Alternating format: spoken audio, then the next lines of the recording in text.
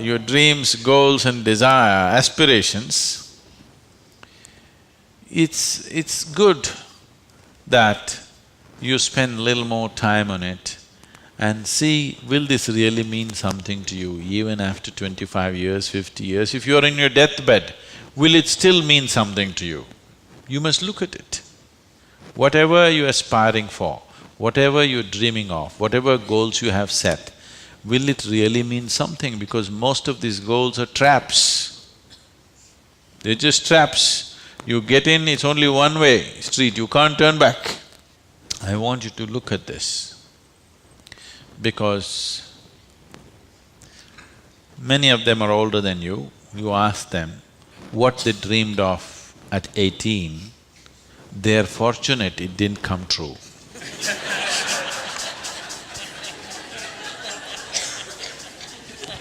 Yes or no? If everything that you desired and dreamed came true in your life, could you live with it? Fortunately, many of those things got filtered and never came true, isn't it? So, it will be very good if anybody of your age, if they want to decide and fix the goals of their life, it'll be very good if they take a break from all influence that's around them. Social influences, family influences, other influences, withdraw somewhere, that's why an ashram. Withdraw somewhere, sit down, meditate, bring yourself to a certain level of clarity and joy. When you're very happy and clear, you must decide. Not in desperation, you set goals. Desperate goals that you set will mean a lot to you at that moment. Tomorrow morning you look, you don't know why you're tangled up with it. So, it'll be good. If you're fixing your life, it's best that you do it when you're very, very peaceful, happy and clear-headed, isn't it? Not influenced by anything around you, simply by yourself. Sit and decide what is it that you really want to become in your life. What is it that will be of enduring value for you, not for somebody else, for you. And you don't have to build a personality for that, you strive for that. The necessary persona will come. You must understand what a personality is. The word personality comes from the word persona. Persona means in Greek or in Latin, I'm sorry, is a mask. This is a mask that they used to use in old theaters. Now the same people will be playing many roles. Let's say Ramayana is happening. You have to play Rama's role also and Sita's role also and Lakshman's role also. For everything there's one mask. You hold this mask and speak like Rama, keep it down. Hold this mask and speak like Sita, keep it down. Hold this and speak like Hanuman and keep it down. This is how the plays were done. So it is those masks which were referred to as persona. So personality means you held a mask and mask got stuck to your face, you couldn't pull it out. That means you have a personality. Personality is something that people are trying to develop because they have no sense of being. Instead of the real thing, you're trying to concretize the fake thing. If you are in touch with your being, why do you want a personality? It's not necessary. You can be a different kind of personality in different places.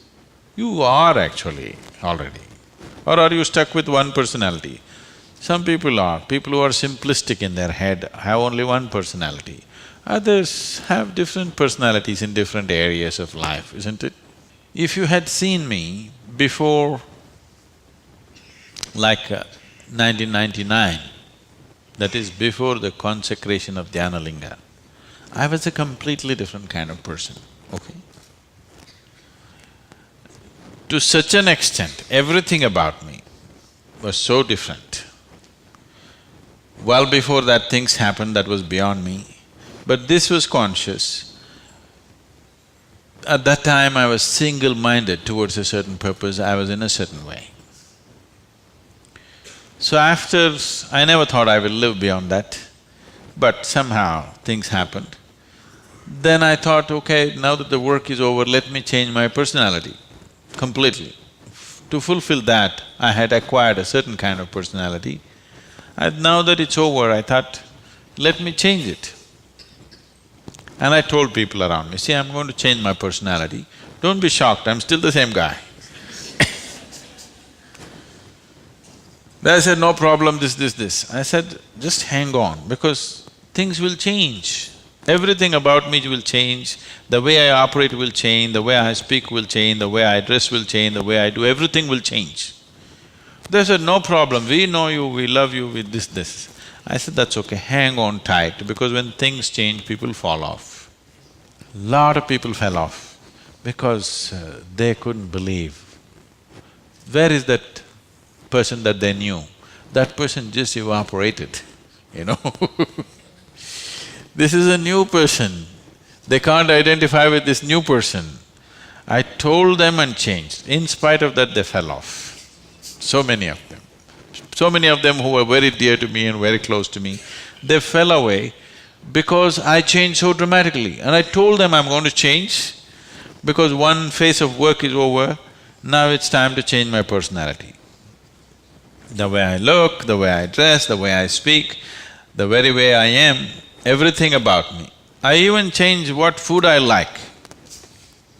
I changed my personality, so I thought I'll change my food also.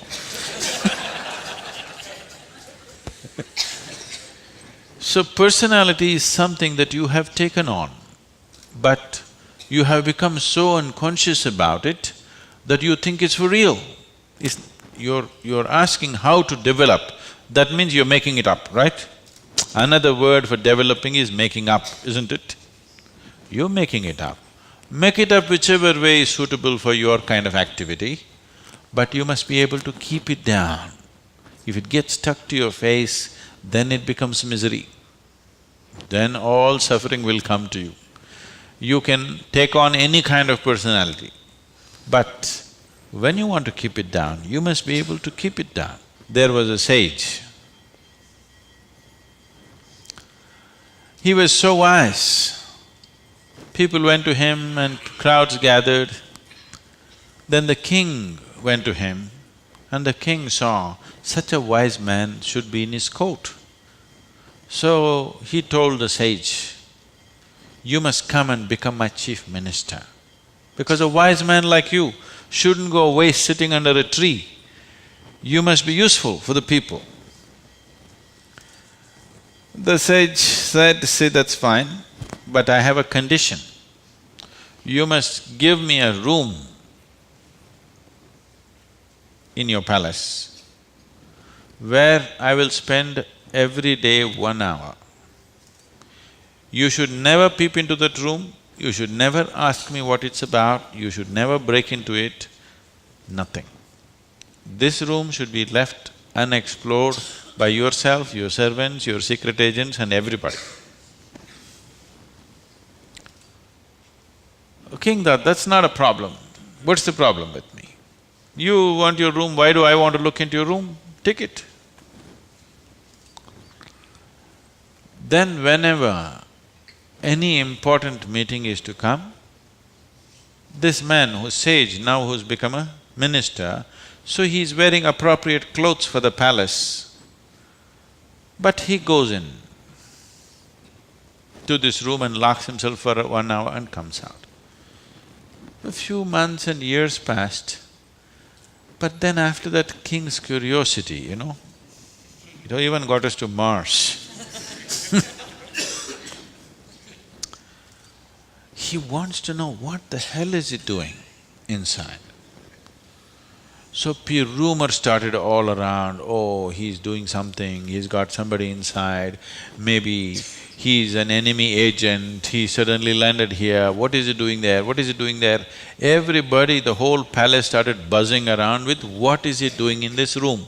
Everybody wants to see what's in the room, but it's always locked, he goes in, spends time there and comes out.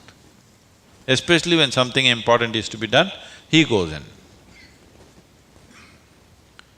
All kinds of rumors happened. So, One day, king couldn't hold it. King asked this man, "I want to see what's in that room." He said, "Well, there's a promise you've given me. If you break the promise, I will leave." So he contained it. He doesn't want to lose the man. He's too wise. And then his other courtiers started talking, "How can you allow this? We don't know what's happening inside. It could be dangerous, it could be this, it could be that." One day when he was not there, they broke open the door and went inside.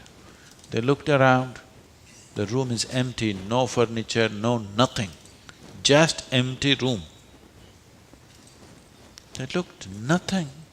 Then what does he do here? Then in one corner they saw very, worn out clothing hanging there and a begging bowl. They went. They couldn't make out what this is. Then he came in. He said, "Well, you wanted to see, you have seen." The king asked, "What do you do here?" He said, "Whenever I want to make any important decision, I come here, wear my worn-out clothes and sit with a begging bowl. Clearly, that I don't want to be caught up with all the things of the palace. I want my wisdom not to be lost in these clothes and in this jewelry and in this stuff. So I come here, wear those clothes, sit with my begging bowl, make the decisions and then come out. Now you've broken the promise," and he left. So, this is what meditation is for you. Every day when you sit, you strip yourself down.